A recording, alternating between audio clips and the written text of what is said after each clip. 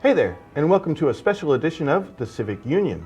I'm Nate, and today we'll be discussing the elections and voting with our good friend and Humboldt County's Registrar of Voters, Juan Pablo Cervantes.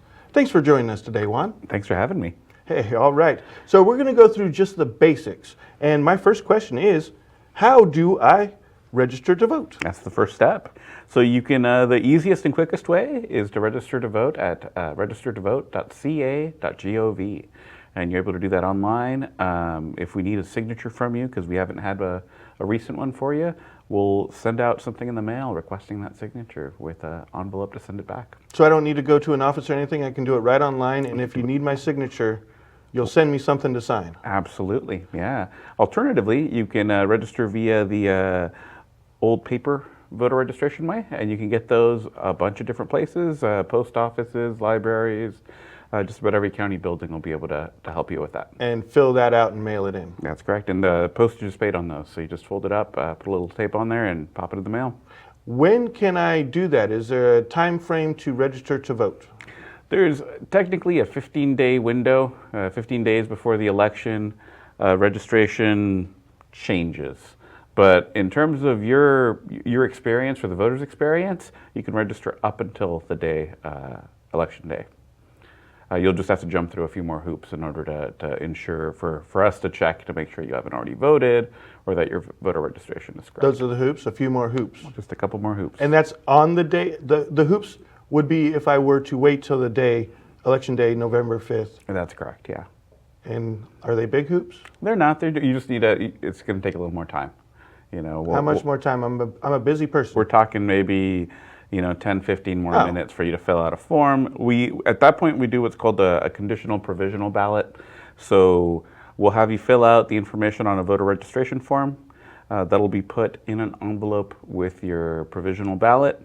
We'll check your registration, process it, and then it'll get counted if everything looks good. Provisional. So does that mean if I wait till election day, register to vote, I get a provisional ballot, does that mean my vote is provisional and doesn't count? No, it'll assuming that your voter registration is correct, that you have a right to vote in this country, and that that you haven't already voted somewhere else, your vote will count. We count every eligible ballot.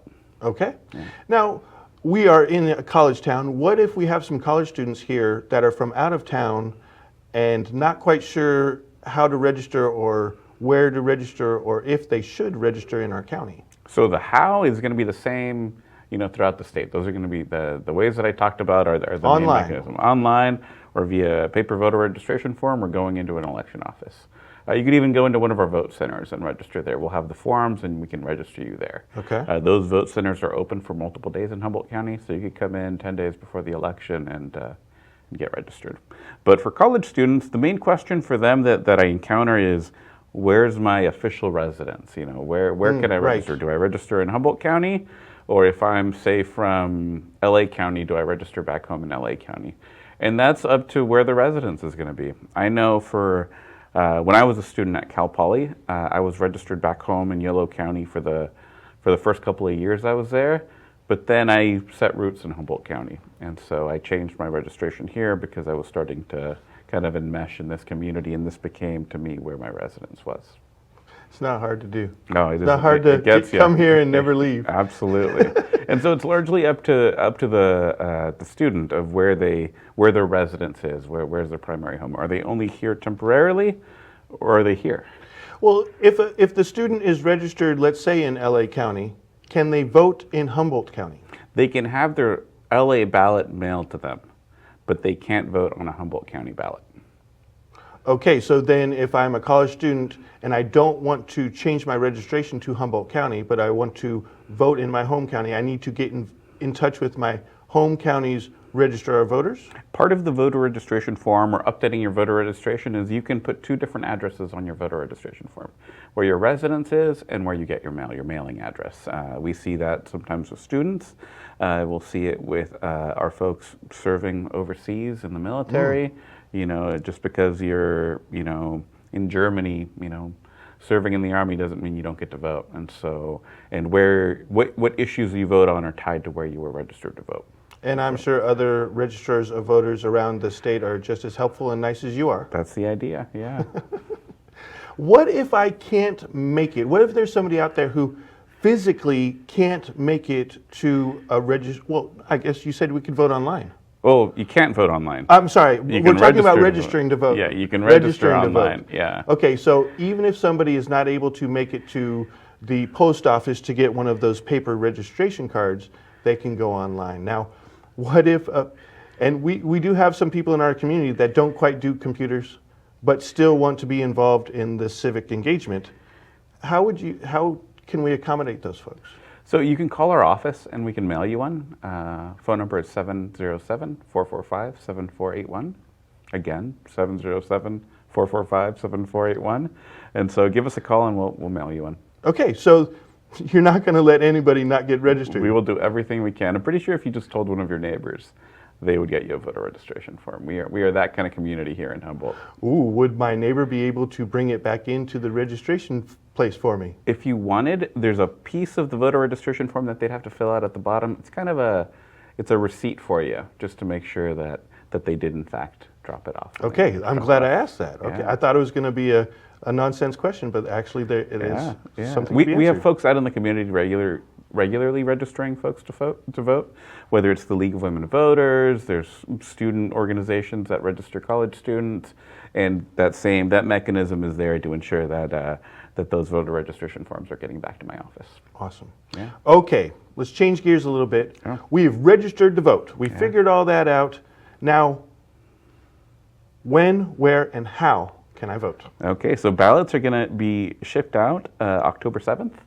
And as Shipped out, Yeah, mailed to us. We're mailing ballots to every actively registered voter in the county. Okay. If you're an actively registered voter, you're going to get your ballot a few days after that, up to a week after that, depending on what part of the county you're on and what part of the county you're in and what your mail service looks like. And you're able to vote that ballot as soon as possible. We encourage you to do so. The sooner you vote that ballot and get it into us, the earlier that vote's going to be, updated in our results. And so that first batch of election results after 8 o'clock on election night, that's all those early vote by mail ballots. And I would assume it makes it a little bit easier on that night for all of our volunteer people who are counting the Truly. ballots and doing all this civic work for us. Truly, yeah. We're doing something new this year. So we have this thing called an express lane now. An express lane. An express lane for voting. And so one of the pieces of feedback we kept getting is, if you're sending me a ballot, if you're sending everyone a ballot, why can't I vote using that particular ballot in the machine, our ballot boxes? Historically, we couldn't accept that ballot. You'd have to either dispose of that ballot by voiding it, and then we'd issue you a ballot there, or you'd be able to put that ballot into an envelope and then we'd accept it in the envelope like a vote by mail ballot at the polling place.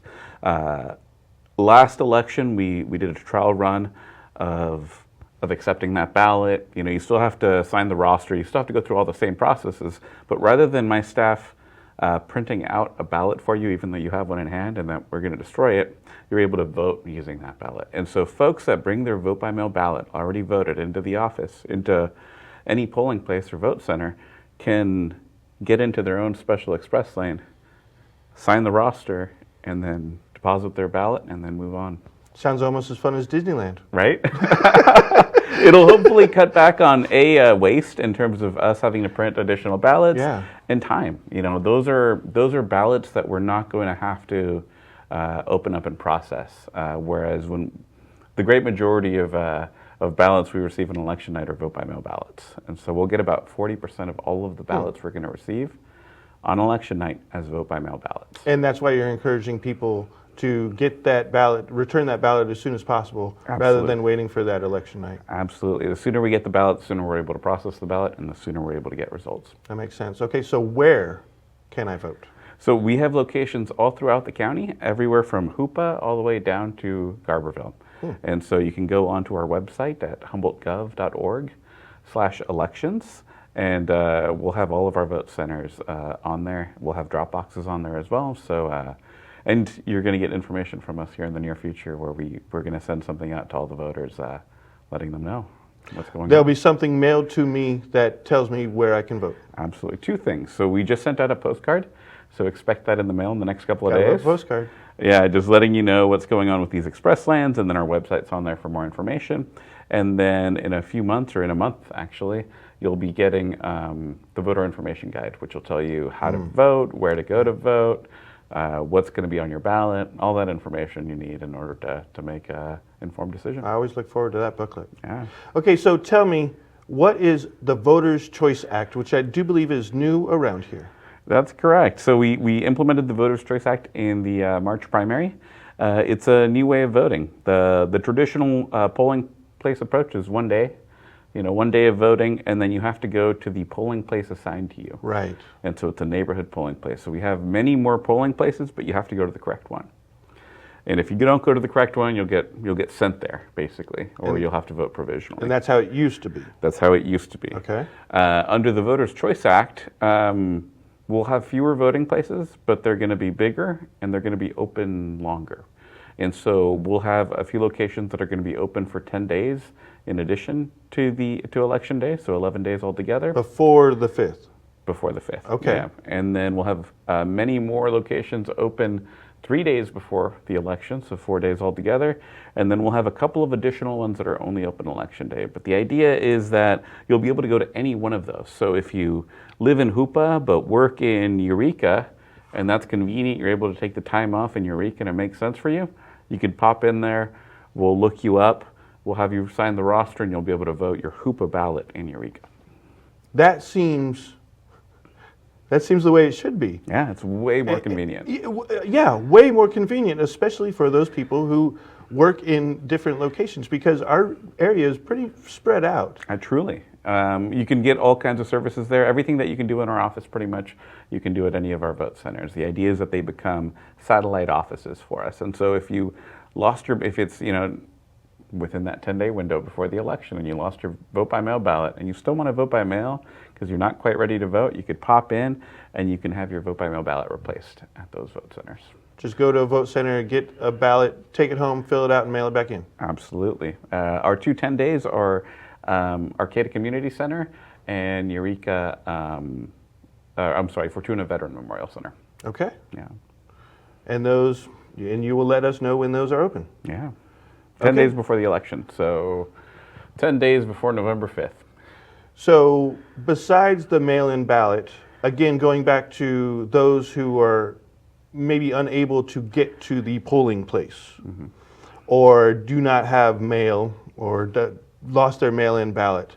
So somebody who's having trouble getting to the polling place, how do you facilitate those folks? So, at a certain point, there's not much we can do. Okay. If somebody's, living, far away, from, outside of the county area, and they don't get mail, and they don't do the internet, and they don't do telephones, our hands can be tied in those situations. You can only help as much as you can. That's basically the idea. But you're certainly helping quite a bit, I'll say. You're not giving anybody any excuses to not vote. That's the idea. That's the idea, yeah.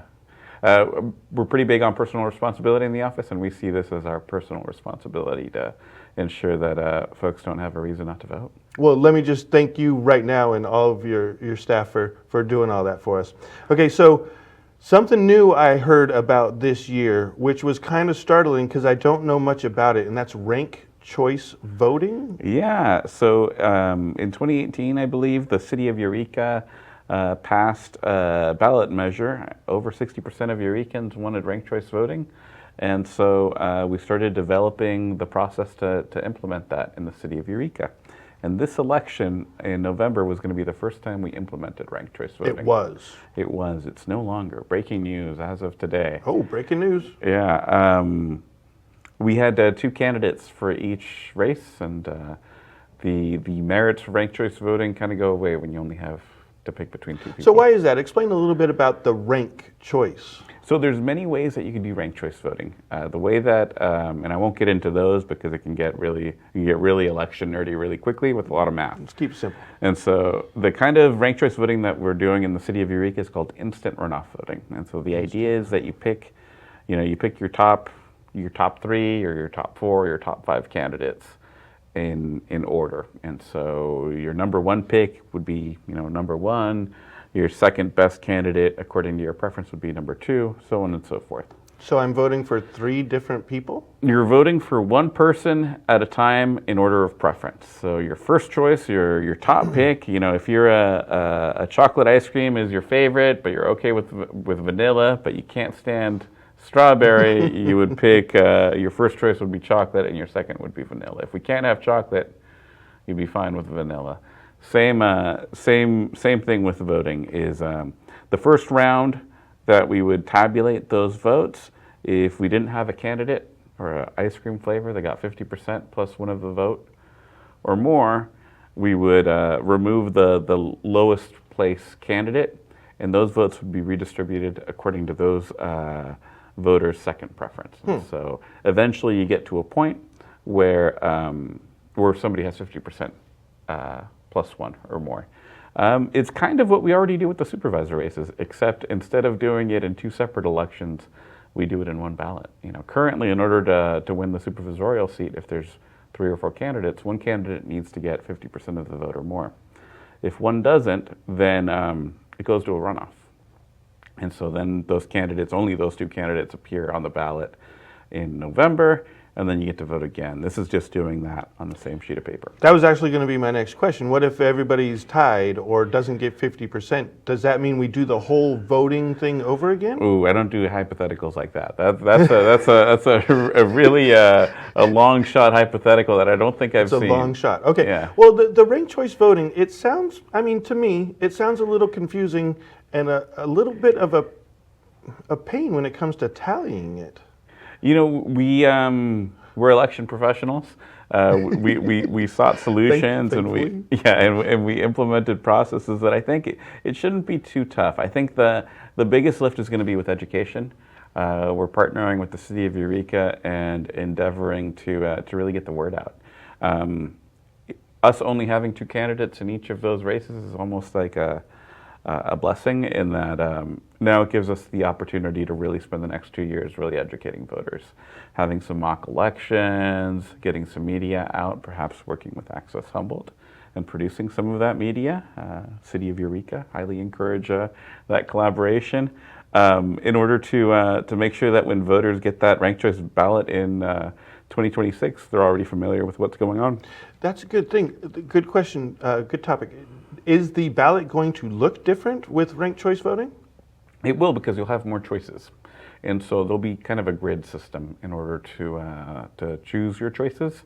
And when we were planning on doing ranked choice voting, part of the idea behind my office in terms of educating voters is we were going to do some mock ballots that we were going to send voters so that they can try it. Practice, yeah. And then with their ballot, because we mail everyone a ballot that's an actively registered voter, we were going to include a practice ballot so that they can give it a shot with an example of what correctly filling it out looks like versus incorrectly. Okay, yeah, so it's going to be different. Yeah. There's going to be some changes to get used to. Yeah, that's correct. But I would assume you try to make them as easy as possible. That's the goal, yeah. The city wanted it, and so we're going to see about how to do it as excellently as possible. That's kind of our job is to figure out how to do it in such a way that we ensure that we're not disenfranchising folks.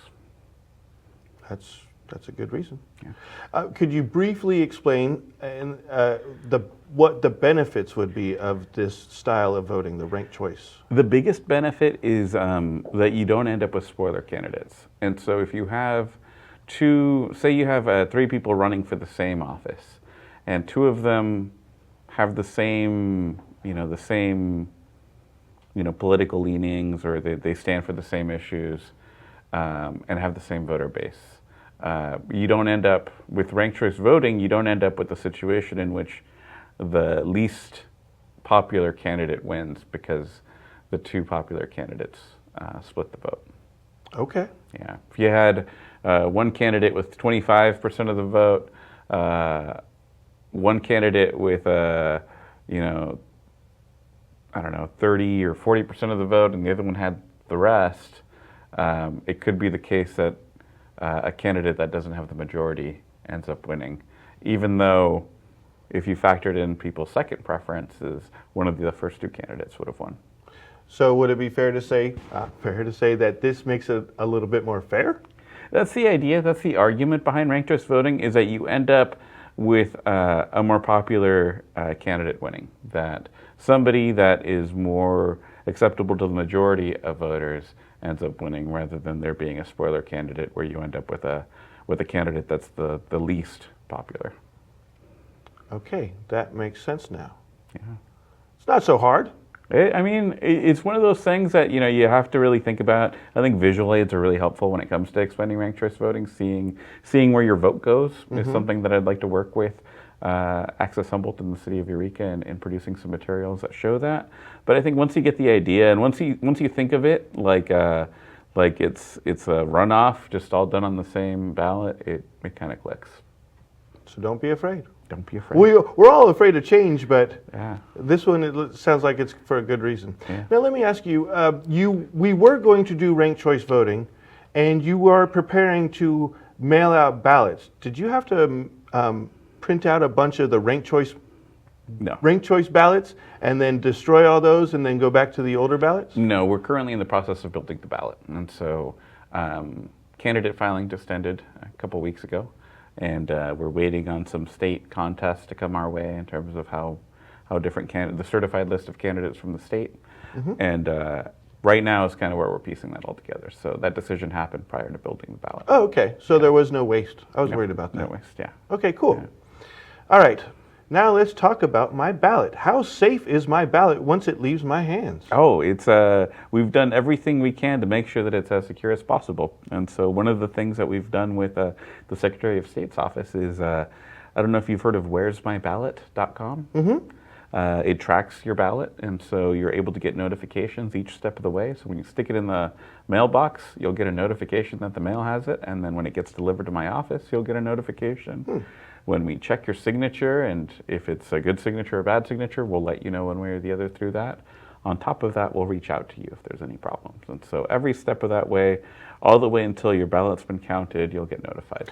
You're going to reach out to me if there's any problems with my ballot? Yeah, with your signature or ballot. So let's say you forgot to sign your envelope for your ballot.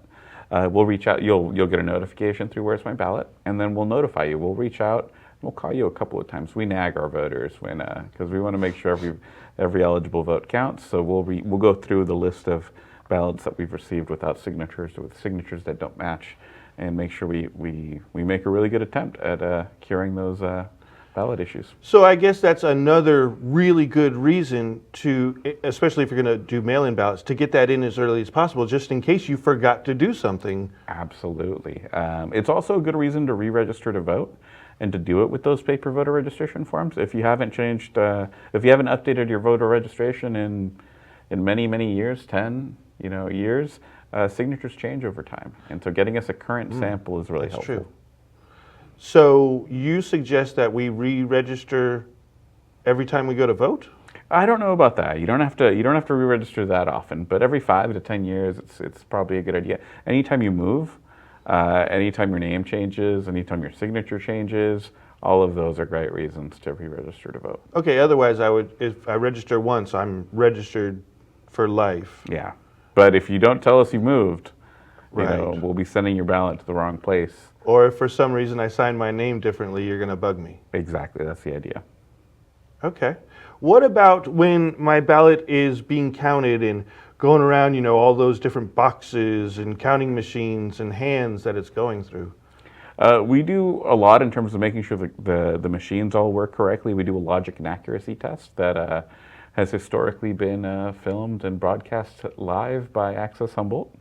And so we make it as transparent as possible, so you can see that logic and accuracy test is us making sure that the machine is doing what it's been programmed to do correctly. That if candidate A has 3 votes, they get 3 votes. And so we'll mark a deck of ballots that are test ballots that will test the machine to make sure it's producing correct results from what's being put into them. And do you have anybody else, like a security team or an oversight team, that is overseeing what's going on? So we go through the processes laid out by the Secretary of State's Office of Voting Technology, and so there's a couple of key processes that we do throughout it to ensure the integrity of the system. Everything from that logic and accuracy test. We do a thing called an air gap measure. So prior to every election, the machines get wiped and then re-imaged with the software that got certified by the Secretary of State. From the Secretary of State, we have a full chain of custody for that software. So nothing gets mailed. I actually drove down and picked it up this time. Oh, wow. Because it needs to be, handed from trusted election official to trusted election official. That is what I asked. All right. Yeah. So if anybody needs any more information about voting, what information would you give them? How can they find out more? Reach out to us, humboldtgov.org/elections. We're on social media at Humco Elections on Facebook and Instagram. We're reaching out to you and trying to connect with folks. How about the office itself? Our office is at 2426 6th Street in Eureka. That's over by where the old Harley Davidson dealership used to be, and I think there was a bank there a long time ago too. And the building's still there, just not Harley anymore. But okay, so that is where we can go to find out more information. Or on a side note, if you do want to run for office. Yeah, it's a little late for November at this point. Yeah, but I was just planting the seed there. Reach out. Always encouraging people to get involved. Absolutely. This show is a great outlet for information on that. I've really appreciated the work you've done and showing people what they could run for. Well, thank you very much, Juan Pablo Cervantes, Humboldt County's Registrar of Voters, for joining us here today. I really appreciate it. I really appreciate all this information. And again, I appreciate you and your staff for all that you do for our community. Thanks for getting the word out. All right, go vote. Go vote.